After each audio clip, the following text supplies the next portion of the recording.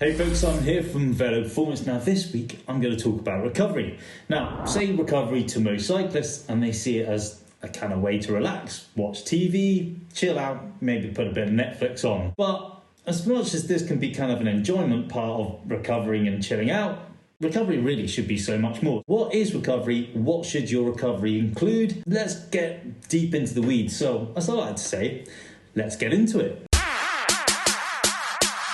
Let's start with the cooldown. Now, this may seem a bit insignificant to most, but shortening a cooldown can mean that you aren't fully clearing waste metabolites from your muscles or giving your heart and blood pressure and your muscles the chance to ease out of your training.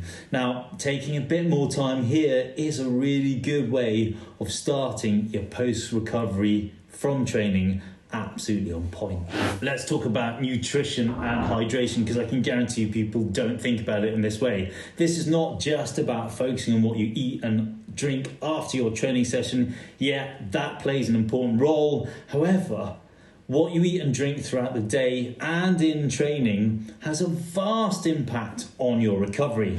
Protein is the most important macronutrient. For harder training cyclists, I think it's really important to eat between 1.8 and 2 grams of protein per kg of body weight. And if you look at the body of evidence, spread across 4 meals a day is the recommendation.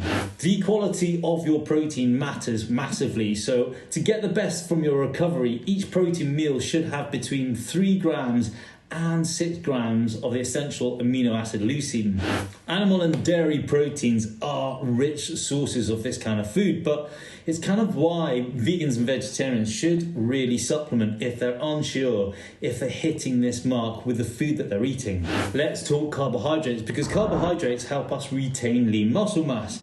It helps us quickly restore muscle glycogen levels so that we can continue to perform effectively and reduce the excessive buildup of the catabolic hormone cortisol. Recommendations for moderate load and moderate intensity training is between 5 grams and 7 grams per kg of body weight per day. Now, I know what you're thinking.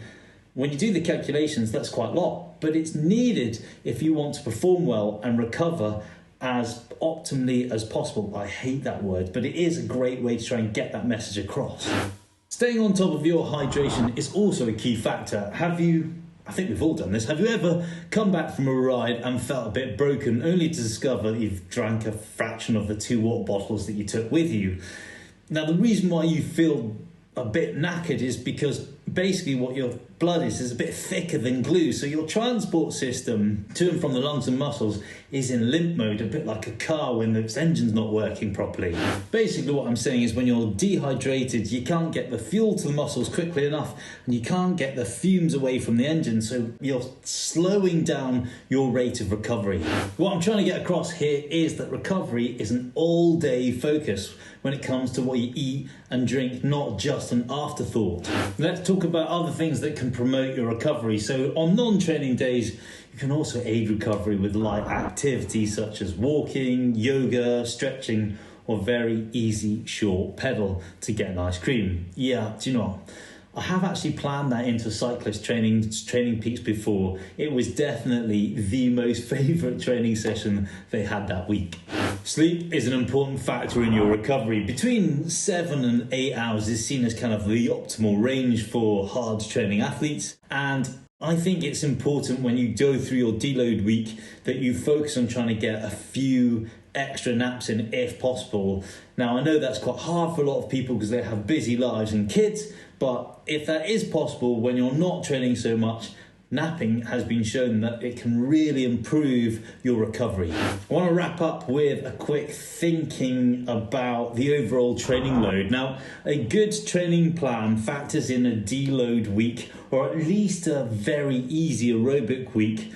It's really important to try and factor that in and keep to the plan and stay as consistent with it as possible so you get that sensible progression and recovery. Respecting aerobic capacity is also really hard for a lot of cyclists to do. Now, I know it's easy to slip into tempo, especially when we're trying to ride steady with our mates, but the issue here is it creates that excessive fatigue, which basically bleeds into our harder sessions. So you can understand that if you've got too much fatigue in the body and you're trying to do the best in a hard session, it's virtually impossible to give at 100%. You just don't have the energy. And this is why, for my mind as a coach, sticking to the plan and thinking about what you're doing in your training will give you way more benefits to your overall fitness if you have that differentiation between hard and easy. You might not like hearing this, but ditch the alcohol post-training. Basically what alcohol does is it becomes an immediate source of fuel, which slows down your muscle recovery and glycogen restoration. Now, looks like, I get it, a nice cool beer after a big long ride, especially with mates, is kind of fun. But if you're working something that means a lot to you, maybe delay that beer for a few hours to make sure that you're eating and hydrating well, and then have a bit of fun with your mates afterwards. Right, that's it for this week. If you like this video and you think you get a lot from this channel, please, look, do me a favor, hit like, hit subscribe, that way we can stay in touch. And do me a bigger favor, will you?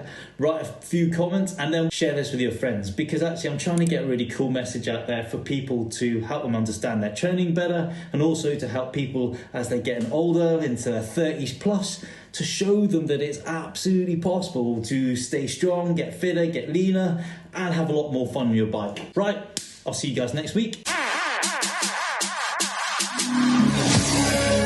Can mean that you are... It might surprise you to... Basically what I'm saying is when you're not hydrated, you're basically unable to get fuel to the muscles, and also the...